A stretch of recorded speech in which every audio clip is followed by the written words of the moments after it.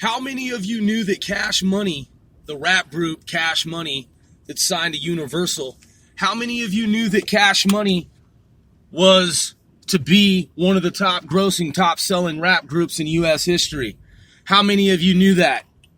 Not too many fucking people. How many record executives knew that? Fucking hardly any. They didn't even have a clue. How many of you knew that Apple iPhone was going to be the next greatest fucking thing for handheld devices after something that was known as a Palm Pilot? For those of you who remember Palm Pilot. You thought Palm Pilot was the shit, right? You were like, yo, Palm Pilot is the shit. Like, I've got a fucking Palm Pilot. For those of you who had Palm Pilots, before I was in a situation like I am now, that is, before I was a fucking rap artist, back when I was like in my first year or two of college, like 25 years ago-ish, Palm Pilots, handheld devices were brand fucking new. Palm Pilots were. And that was some big shit. And I happened to work with an IT squad. And there was this dude that we knew that he had some deep pockets. Well, he was endowed. Someone hooked him up. He was taking care of this old man, and the old man gave him some fucking serious dough because he took care of this dude, and he was the only guy. He was the only person taking care of this old dude, the senior gentleman. And so he treated him like it was his son. And this gentleman treated this young man as if the young man were his own son. So he'd have us come over and hook up some IT shit for him. And I was training at the time under this other person. And so we would be gifted shit. He would be the guy that we were working for. We were doing IT work for, setting up computers and networks and things like this, camera equipment, audio, visual, this, and that. He'd be like, yo, here, you guys can just have this shit. And we're like, come on, bro. Like, why would you give us this? He's like, look, I got 25 of them. Like, just take digital cameras, all kinds of shit, back when the shit was brand new.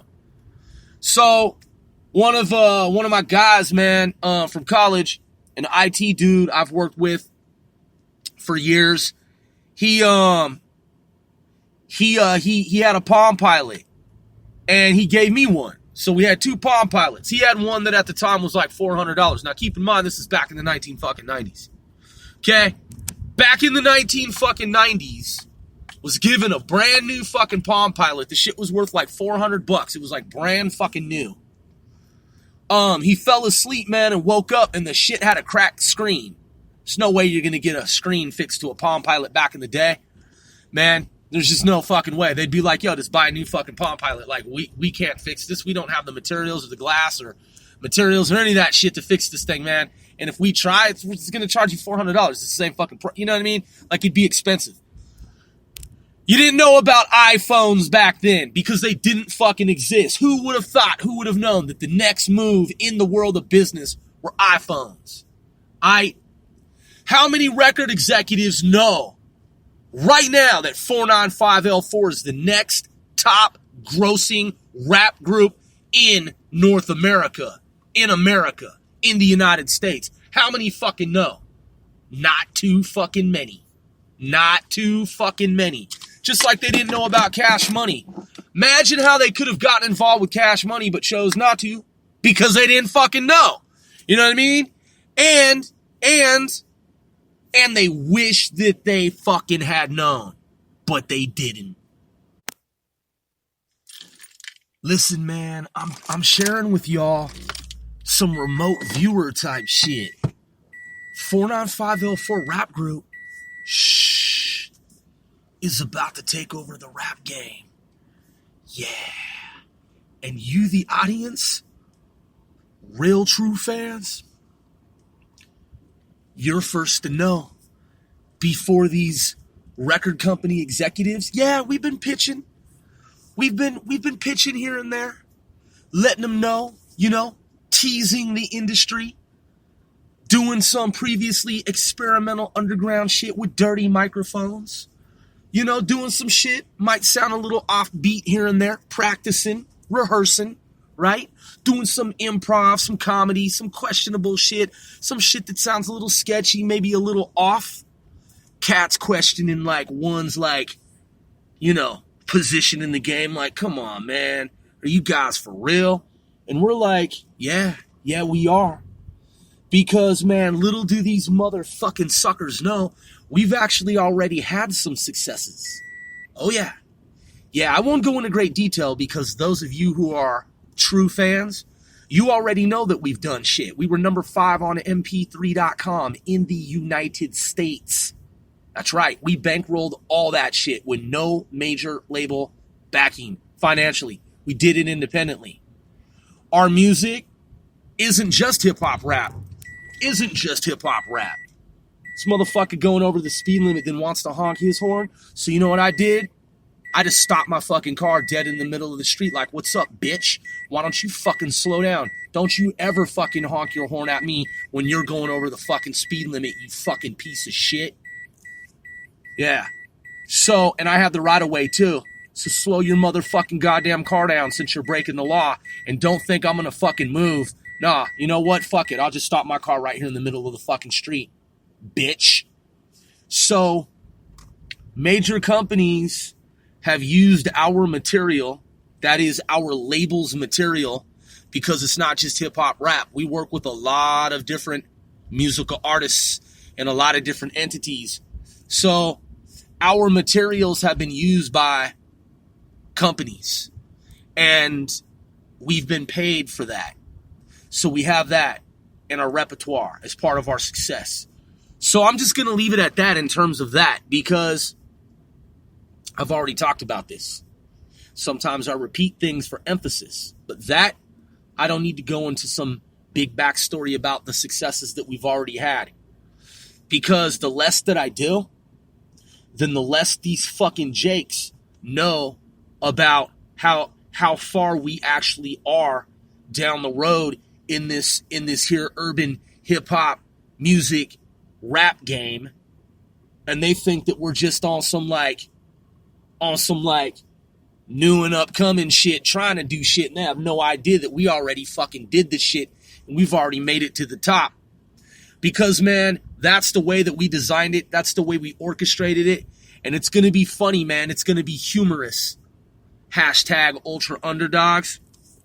When we sweep this industry as the fucking top selling hip hop rap group, coming seemingly out of fucking nowhere for most of mainstream society, they're going to be like, man, this fucking new phenomenal rap group, like, what? Man, wow. What the fuck? This is some like Cash Money Millionaire shit. Like, man, these record companies, man, they must have been like knowing about these guys for a long time. Man. So as independent up until, you know, mainstream society like knows about us, like household name brand, it's like we did it all by ourselves, man. We bankrolled it all by ourselves. Yeah, it took a little bit longer, you know. We didn't RICO, you know. We did not RICO. Had to forego RICO, you know. Just couldn't do RICO. So it took a little bit longer. But you know, we get to keep our money, man. Feds ain't taking our fucking money. And so yeah, we took the long route. We did shit correctly and we did it the right way. And we control our material entirely. You know what I mean? And we didn't fucking sell out. And I'm not saying sell out to a major record company. I'm just saying we didn't sell out fucking period, man. We kept our integrity. We kept our position. We kept our position. We maintained our position. And we have total, complete artistic freedom. to do whatever the fuck we want to do artistically. We don't have anyone dictating, telling us how to make our art. Oh, maybe you guys should like water it down a little bit, because we're this company and, your image, it's a bit controversial, a little over the top, a little, it's just a little hardcore, and perhaps you should dumb it down, throw a little auto-tune up there like all the other guys, gotta get those skinny pants a-sagging. What else? Gold grills, ropes. You guys are going to need those gold chains. Don't see any Jordan jump-up boots on any of you guys. Going to have to get you guys some Jordans, so you can look the part. It's like, nah, dude, why don't you suck a dick and eat shit, man? Fuck off and die, bitch. That ain't us, motherfucker. This is 495L4. We don't rock like that shit. You know what I'm saying? Man, we don't do what all these fucking other people do, man. Yeah, we have our own style. We're original, man. We're from the Pacific Northwest. From the Pacific Northwest. How many rap groups, artists have come out of the Pacific Northwest, man, onto the international scene? How many have there been? Sir Mix-a-Lot, Kid Sensation, Nasty Mix Records back in the day. Who else? Internationally, Macklemore. Who else? Internationally. I'm talking internationally. Our material's available in 140 countries on the planet. Oh, that's right. Us. Yeah. Us. 495L4. Man, look. Pacific Northwest, we help put it on the map and show a new dimension of the Pacific Northwest. A dimension of the Pacific Northwest that most people have never heard of. They had no idea existed and they've never seen or heard before. Oh, yeah, that's right, man. That's right. I put out the November 12 project with the team, with the squad, with the crew, with the network, the organization. We did that. That's us.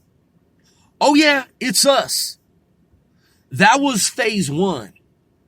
That's when we went from Method to My Madness, which was a cassette tape that also had the track on it titled Creeping Out of the Darkness. There were 2 songs. One of the songs was by Loot Money, Method to My Madness. The other track on that 2-track cassette was Creeping Out of the Darkness. Creeping up out of the darkness, ally you can't see, blinded by the light time to face reality. Ha ha ha ha. Yeah, that's my boy Tot, man. Tot Loon, a.k.a. Tot Carlo. And then I said, what do I say on that track, man? I always pretend like I don't remember, man. Come on, I'm a rapper. So I said, what did I say? What did I say on Creeping Out of the Darkness? Oh, yeah, that's right. Similar to the rap that I wrote when I was a kid called The Antichrist. And you know what's the trip, man? I'm just being honest. Maybe I like Bone Thugs and Harmony so much because their track that they did on their Faces of Death underground at the time album that was before they were world famous, their underground cut that they made, that they put out, they have a track where they battle the devil and Satan. I did mine back in the 1980s, and it was clearly called The Antichrist. So when I heard that Bone had a track where they fight the devil, right? Satan, Lucifer, I was like, yo, that rings a bell. That's the type of shit that I was talking about back in the day. It's part of my underground repertoire. My first rap I ever wrote. And that happens to be, I don't know if they have anything that precedes that, but I was told that was their first project before they did the album with DJ Unique. And then everything that followed from that, East 99, Eternal, and Creeping on a Come Up, and everything that spawned from their connection to Eric Wright, that is the late R.I.P. Eric Wright, Eazy-E, a.k.a. Eazy-E, of Ruthless Records, when they signed with him and then blew up internationally. I don't know what other tracks they may have recorded before Faces of Death and after Faces of Death, before they recorded the album that they recorded with DJ Unique that garnered them international success, world fame, and fortune. I know that my track was called The Antichrist, and I wrote it on paper, man, on ruled paper, and that was back in the 1980s.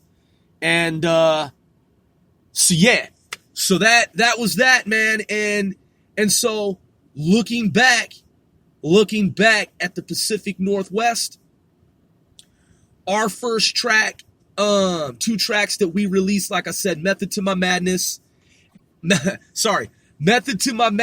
Creeping Out of the Darkness. So what I'll do, man, is I'll just go ahead and actually play the track for you, man. How about that? And I'll sing along with it while it plays. And keep in mind, man, notice the parallels. Now, I'm just pointing this out, man, because some people don't know this. I'm from the West Coast and the Pacific Northwest originally, to be specific. That's where our crew, 495L4, is from. Coming from that West Coast lineage, well, you know the rap groups that are from the West Coast, including our rap group. Bone Thugs and Harmony is from Cleveland, Ohio, St. Clair, right? Well, they hooked up with Eazy-E, who's from the West Coast. So there are a lot of parallels in that way. Okay, we put out a track called Creeping Out of the Darkness. They put out a track called Creeping on a Come Up. You see, where I come from, we have the dark side of the riverside. Aight? And, man, the dark side of the riverside has always existed since forever. So, in the Riverside neighborhood, there's a dark side. It's called the dark side of the riverside.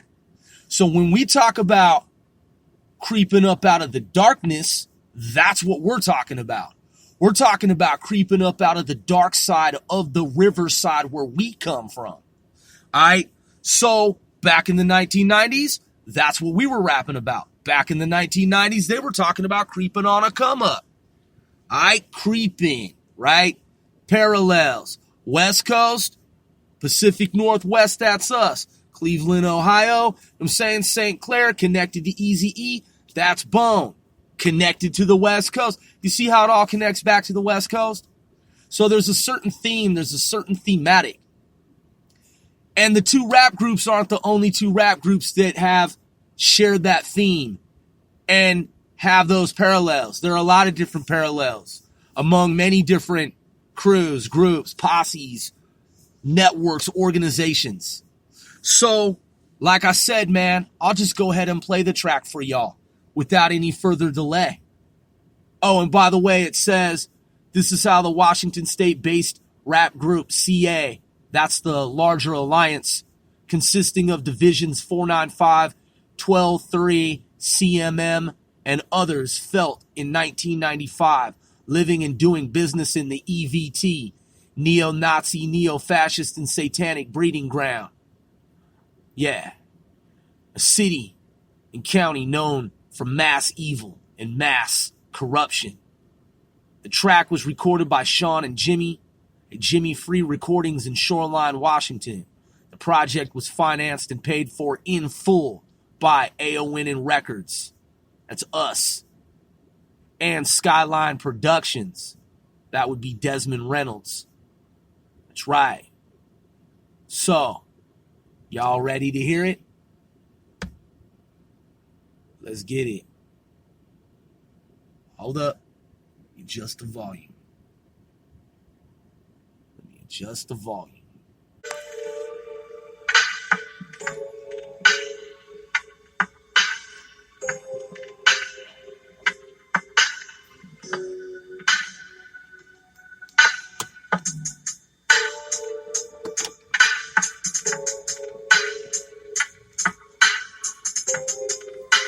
I have the first verse. After Carlo does the opening chorus with the group.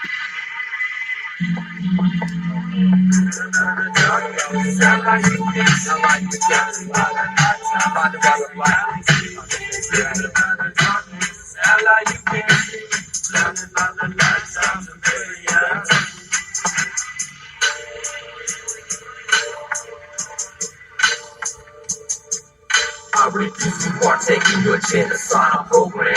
I'm that seemingly incomprehensible to take a stand against the system, opposition, oppression, purposeful mission. Team of tactical professors with a lesson. Just listen to the message being conveyed through the musical medium.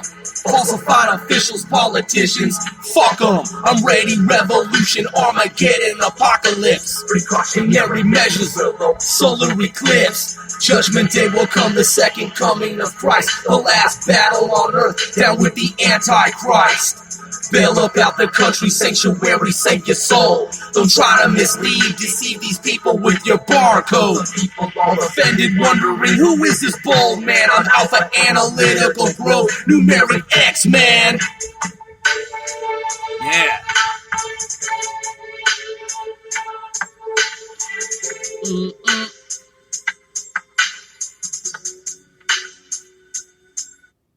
So yeah, man, creeping out of the darkness. We went from that on cassette. Oh, y'all want to hear? Y'all want to hear a little bit of the method to my madness? Hold up, because I'm the one that executive produced it, fucking paid for it, and put it out on cassette. Guess what? Now it's on fucking CD, digitally remastered and shit. Well, what do you know? It doesn't appear to be currently available. So, that's a little special treat that I'll save for the future when I bring it up out of the archives and I play it for y'all. I mean, it's out here somewhere. You know what I'm saying? Real world X-Files. But you heard Creeping.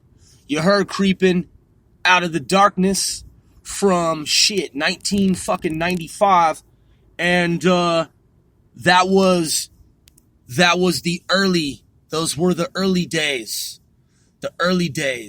of 495. Let's see, 95, 2005 to 2015. Man, it's 20 fucking years, man. And then it's gonna be 2020. It's 5 more years. 25 fucking years, man.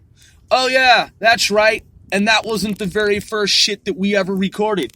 Before we recorded that you heard, that's what we first put out on the market, like in record stores.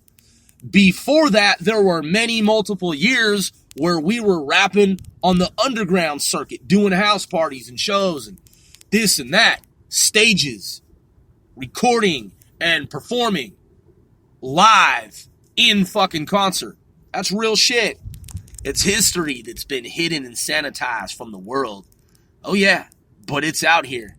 So flash forward a quarter of a century. Like I said, man, did they know that is the industry that Cash Money was about to be the next top-selling group, the way that they positioned themselves? No, they did not. Did they know? Did y'all know that Tekashi 6ix9ine, Daniel Hernandez, who was previously formerly with Nine Trey Gangsters, Bloods, did y'all know that he was the next biggest thing in the world? Nah, a lot of y'all thought he was some type of clown. And you're like, fuck this kid, he ain't never gonna go anywhere, man. Ain't no one gonna buy that shit. He became the number one rapper. Number one rapper, sells facts fucking worldwide. So many doubters, so many motherfuckers that were like, that kid ain't never gonna go anywhere. That shit's weak. This kid's smoking. He's tripping. Look at this dude jumping around with some fucking rainbow colored hair and shit. Man, this kid is a flop. He's an L for loss, loser, never gonna take flight, never gonna gain traction, never gonna go fucking anywhere. don't believe in this kid. I'm saying I don't believe in this fucking kid. And I bet my money this motherfucker's never gonna see any type of fucking success beyond a couple little SoundCloud tracks and some little YouTube shits.